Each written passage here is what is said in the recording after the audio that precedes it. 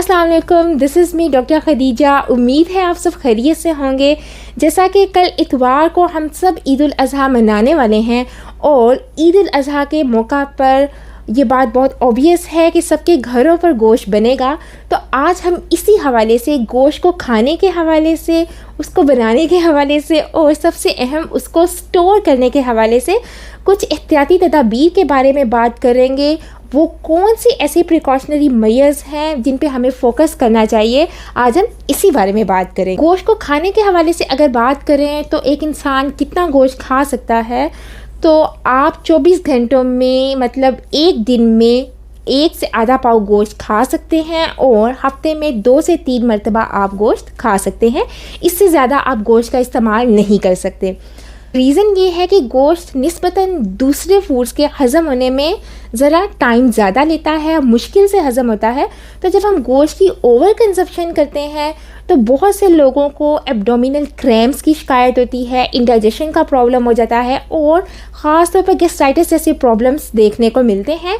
और ईद का तो मौका ही ऐसा है कि हम सब बहुत एक्साइटेड होते हैं और अनइंटेंशनली कहीं ना कहीं हम ओवर कंजप्शन कर रहे होते हैं और उसके नतीजे में ईद के बाद हॉस्पिटल्स में, क्लिनिक्स में आपको गैस्ट्राइटिस के, एब्डोमिनल क्रैम्प और ये इंडाइजेशन जैसे प्रॉब्लम्स बहुत ज़्यादा आपको देखने को मिलते हैं। अब ईद जैसे मौका पर हम बैलेंस तरीके से किस तरह से चल सकते हैं, तो बिल्कुल मैं आपको यही सजेस्ट करूँगी कि आप गोश्त के साथ आप बिल्कुल गोश्त को ऐड करें अपनी डिशेस में, लेकिन आप कोशिश करें कि उसमें सब्जियों को भी ऐड कर लें और इसके साथ साथ आप दालों को भी ऐड करें।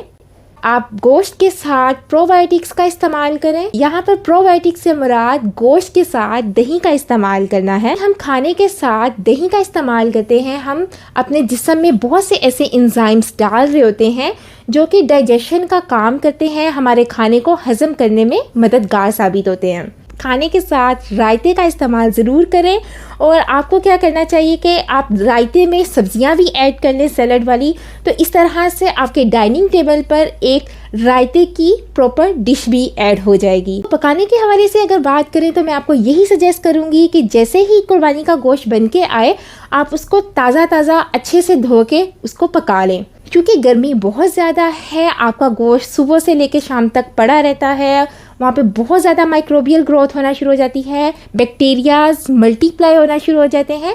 तो आपने ये काम नहीं करना। जैसे ही गोश्त आएगा आपने जितना बनाना है उसको ताज़ा बना, साथ साथ गोश्त को चर्बी समेत पकाएं। भुने हुए गोश्त का इस्तेमाल करें, शोरबे वाले गोश्त का इस्तेमाल करें। कोशिश करें कि बारबेक्यू फॉर्म में और ग्रिल फॉर्म में कम से कम लें। करने के हवाले से, उसको प्रिजर्व करने के हवाले से क्या एहतियात होनी चाहिए, सबसे पहले तो मैं आपको यही सजेस्ट करूंगी कि आज का आपके पास पूरा दिन है, अपने फ्रीज़र्स को अच्छे से साफ़ कर लें ताकि उनकी जो कूलिंग है वो बहुत अच्छी हो। दूसरी चीज़ आपको ये जहन में रखनी है कि आपने जिस जगह पर गोश्त को स्टोर करना है, आपका जो मीट स्टोर करने वाला एरिया है, जो कंपार्टमेंट है, वो अलग से होना चाहिए। वहाँ पर दूध और चिकन और बाकी जो स्टफ़ हमने फ्रीज़ किया होता है वो चीज़ें वहाँ पर नहीं होनी चाहिए। जब आप गोश्त को एक अलग कंपार्टमेंट में स्टोर करेंगे तो क्रॉस कंटेमिनेशन नहीं होगी। और जिन पैकेट्स में आपने गोश्त को स्टोर करना है वो पैकेट्स फटे हुए नहीं होने चाहिए।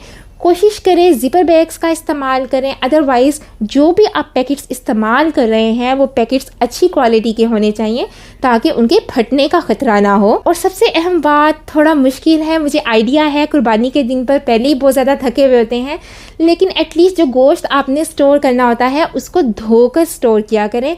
जैसे ही गोश्त आए उसको बगैर देर किए उसको अच्छे से धो लें, क्योंकि उसको तरह तरह के हाथों ने छुआ होता है, उस पर बाल होते हैं और ऑलरेडी बहुत से बैक्टीरियाज होते हैं। तो कोशिश करें गोश्त को अच्छे से धो के फिर उसको अच्छी क्वालिटी के पैकेट्स में स्टोर करें। आप कितने अरसे तक घरों में गोश्त को स्टोर कर सकते हैं? अगर हम घरों में आम फ्रीज़र्स की कूलिंग टेम्परेचर के हिसाब से बात करें तो आप 1 से 1.5 महीने से ज़्यादा गोश्त को स्टोर नहीं कर सकते। अगर आप इन सारी टिप्स पर अमल करेंगे तो आप बहुत से हेल्थ इश्यूज से बचे रहेंगे। उम्मीद है आपको वीडियो से फ़ायदा ज़रूर होगा। मिलते हैं ईद के बाद किसी नेक्स्ट वीडियो में। तब तक के लिए चुस्त रहें, खुश रहें। अल्लाह हाफ़िज़।